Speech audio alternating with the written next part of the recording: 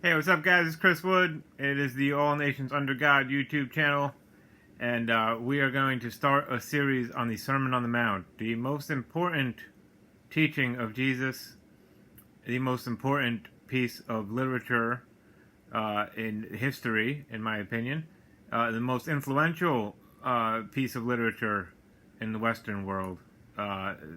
This is, it is very misunderstood, the Sermon on the Mount. I have been a disciple of Jesus for 17 years now, and for about the first 15 years, I didn't understand certain sections of this at all.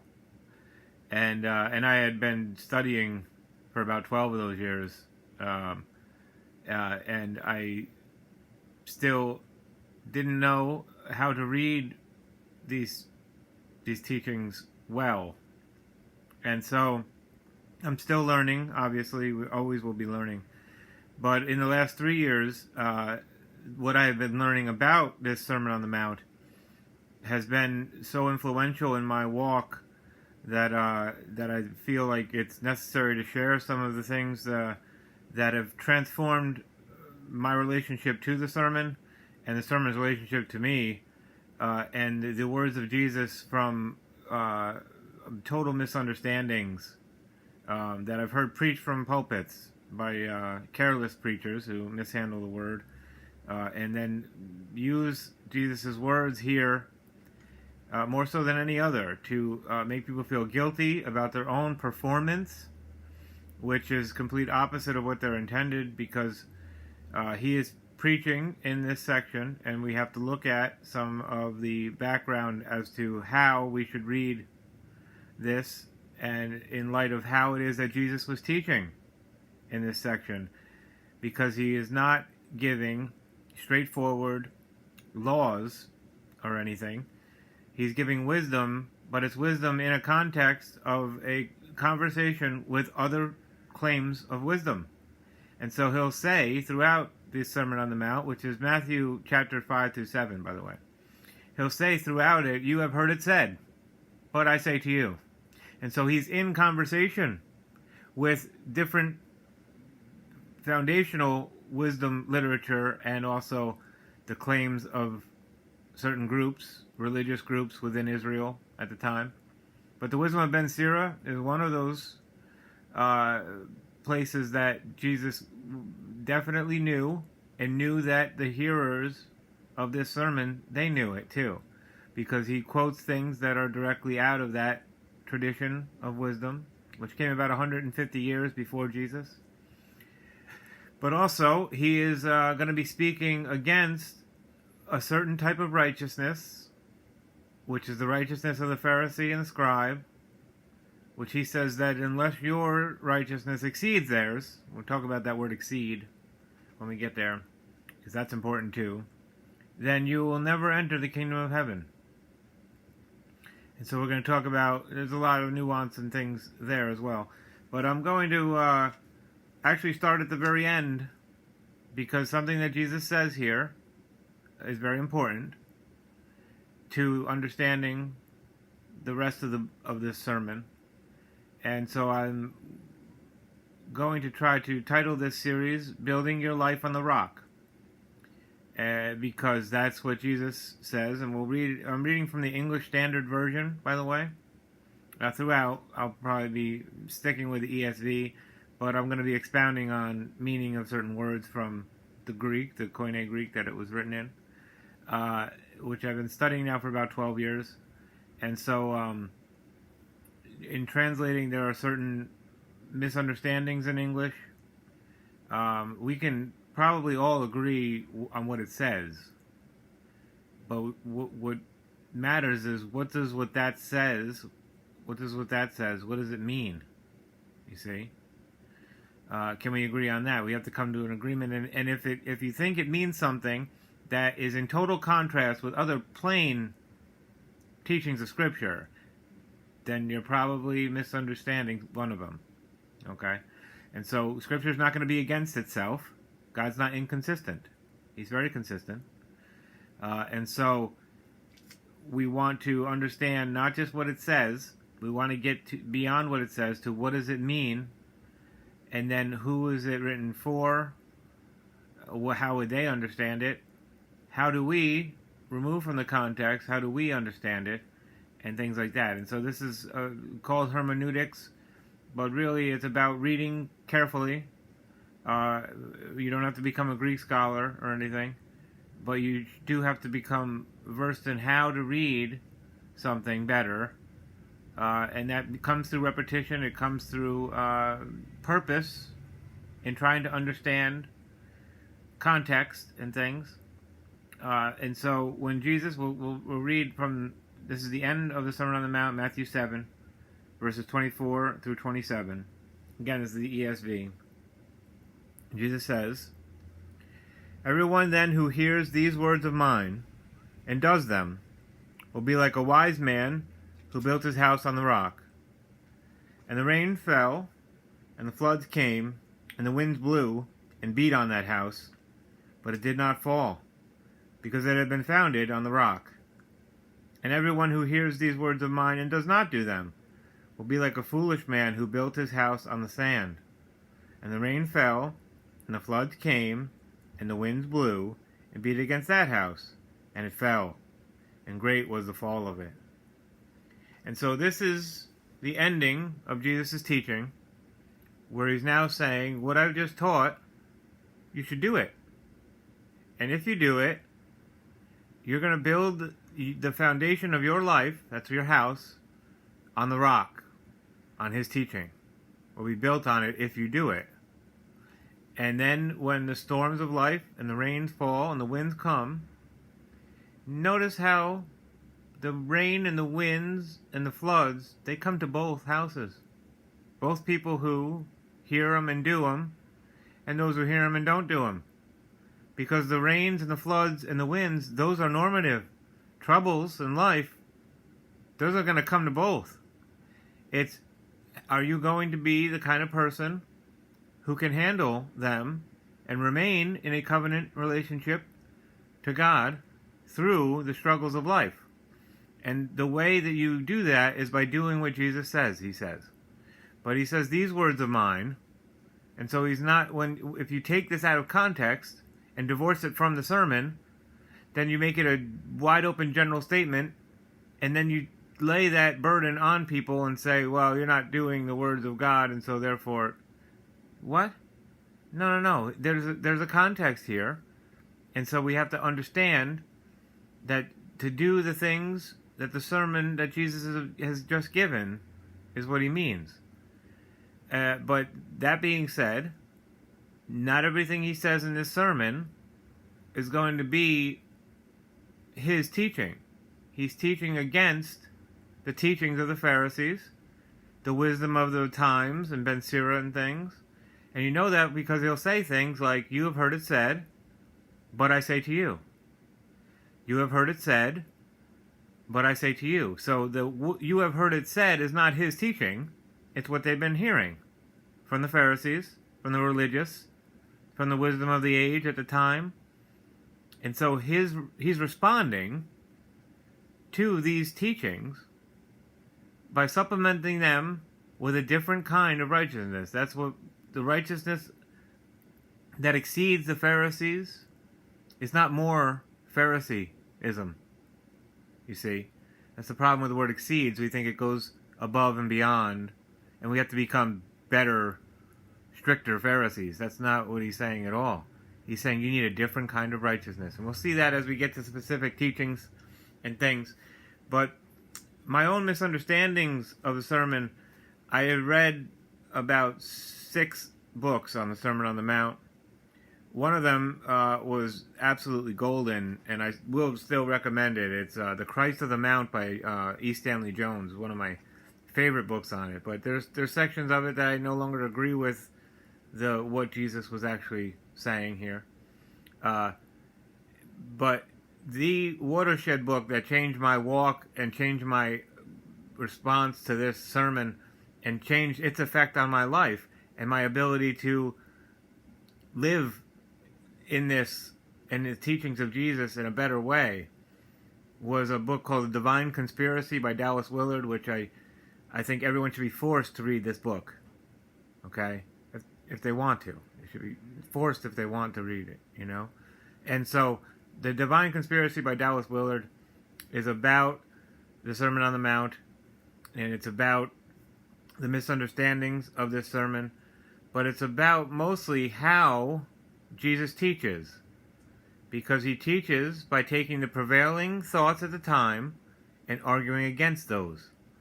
But we are divorced from the time, and so we don't know that that prevailing thought is what's happening, and we have our own prevailing thoughts. And so the teachings of Jesus are meant to talk to those as well.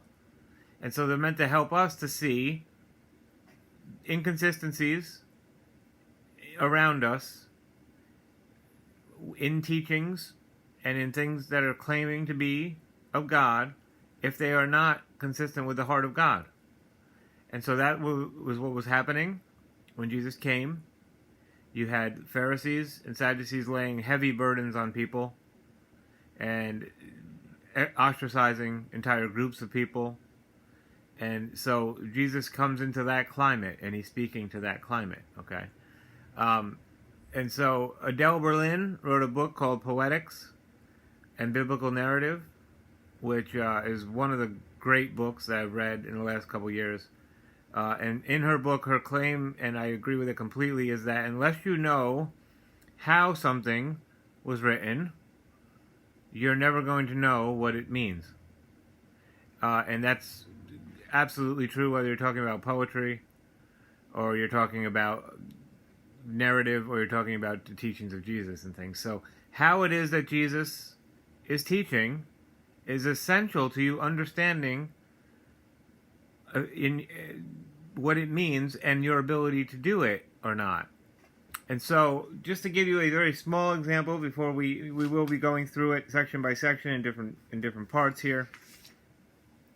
But to give you a small example, in chapter 5, if you're in your Bible, you turn to chapter 5 and verse 27. He's now moved from anger into lust, and we're going to go back. We're going to start at the beginning of the sermon. We're going to talk about these sections. But in 27, you've heard that it was said. Again, this is not him, thus saith the Lord. This is you heard that it was said, you shall not commit adultery. But I say to you that everyone who looks at a woman with lustful intent has already committed adultery with her in his heart. So, though you have heard that it was said, and then it seems like he's quoting the law of Moses. But what he's actually saying is that you've heard it said, well, I haven't committed adultery. That's what the Pharisees' entire righteousness was built on, what I have not done. I didn't do it. I didn't commit adultery with her. He's saying, but you are looking at her with the intent to lust after her when you look at her. You're making her feel uncomfortable all the time. You're making terrible, sly comments. You're making it uncomfortable when you're around her and her husband. You know what I'm saying? You've already committed adultery in your heart with this woman. And so then he goes on to say, if your right eye causes you to sin, pluck it out, throw it away. For it's better that you lose one of your members than for your whole body to be thrown into hell. And if your right hand causes you to sin, cut it off and throw it away. For it's better that you lose one of your members than your whole body go into hell. Now, is that Jesus saying that? Is that his teaching? No. That's the Pharisees. They were saying that sin is in the action. He's saying, no, it's not your eye that's the problem at all. It's your heart. You've already committed adultery with your heart. Because you have the intent to lust after her, when you look at her, your eye's not the problem anymore. It's your heart that's the problem. So plucking your eye out is not going to help you. That's what Jesus means. You see? This is a totally different thing that I've heard people use that as if this is what Jesus teaches. That if your eye causes you to sin, pluck it out and throw it away. It's better for you to go. That was what the Pharisees were teaching them. Do you think that God wants you to be wheeled into heaven, a bloody stump, missing eyes and hands. That's not, no, it's not. It's not going to help you to cut your hand off. If you're stealing and you want to steal, you're going to steal. Even if you cut both your arms off, you're going to grab it with your mouth and run out the door. Because the thief is not just the one who steals. The thief is the one who would steal if the opportunity arose, if they thought they could get away with it. So the Pharisees' righteousness was in what I haven't done it. I haven't actually, I'm not touching you. I'm not touching you. But everything in your heart is wicked. And Jesus is saying there's a different kind of righteousness that's necessary to enter into the kingdom of the heavens, you see. And we'll talk about that. Heaven and heavens, it's plural here throughout the whole thing. Plural. And the Jewish understanding at the time of the kingdom of the heavens, we're going to have to talk about that in another one of these videos, because it's very important to understanding what Jesus means. And we'll do a video on the gospel that Jesus preached, because this is the beginning of his preaching and teaching, beginning of his ministry. And the gospel that he preached it's very important to understand what it is he was claiming that's possible now. All right? And so this is fundamental to you understanding that the things Jesus is saying, he's not always saying that you should do these things. Sometimes he's repeating someone else's claim to wisdom. The Pharisees in this case, their claim to righteousness is in what you do, but mostly what you don't do. Because see, the law was, don't do this, don't murder, don't steal, don't commit adultery, it was mostly what you don't do. And so they're saying, well, I haven't done that, but their hearts were far from you honor me. These people honor me with their lips, and their hearts are far from me. Remember that? That's what he's talking about. But it's also what made them look down on other people, even on Jesus' disciples. Why do your disciples pick grain on the Sabbath? Why do they do what is unlawful to do? They're breaking the Sabbath and therefore deserving of death for picking grain. See, and they would say, I'm righteous because I don't do that. Missing the entire point. And that's what happens when we can do that to Jesus' words, when we take them as the letter and say everything that Jesus said is what he demands that you do, when sometimes the things he's saying are against the wisdom of the day, and he's telling them what they believe, and then he's going to contrast that with true righteousness, with the spirit behind the letter. And the letter kills, but the spirit gives life, you see. And so the righteousness that exceeds the scribe and Pharisee is going beyond just what you do. It's going to the point where Jesus is saying it's who you are. You're going to become the kind of person who keeps the law, because it's your desire now from your heart to do the things of God. It's not your desire to create hypocrisy, which was the leaven of the Pharisee. The leaven of the Pharisee was hypocrisy because they had to pretend that they didn't do anything wrong when they did. And because their hearts weren't changed towards God, they weren't doing good at all. They were doing terrible things, and they were creating an us and them mentality, and then having to hide their own sins, you see, and creating bigger sins, doing bigger sins, and saying that because I didn't do this little thing, then I'm okay. It's a hypocritical spirit is what Phariseeism creates hypocrisy. So this is important foundationally to the sermon itself, and to understanding that there are religious contexts and wisdom literature that Jesus is going to be preaching against. The prevailing spirit of the age, for example, was that if you're poor, then God hates you. You're cursed by God. Does that sound familiar with the health and wealth gospel going on? And so Jesus' first thing that he says is, blessed are the poor, for theirs is the kingdom of heaven. So we'll start with Beatitudes, because that's where Jesus starts, with who has the good life, what's the blessed life. The blessing's not in being poor. He's not telling you what to do. He's saying, contrary to popular opinion, the kingdom of the heavens is available even to some of the poor. You see? It's not all poor who are entering the kingdom of heaven. It's the fact that the kingdom is now available even to the poor, which was a scandal to the religious who loved their big houses and their wealth and things.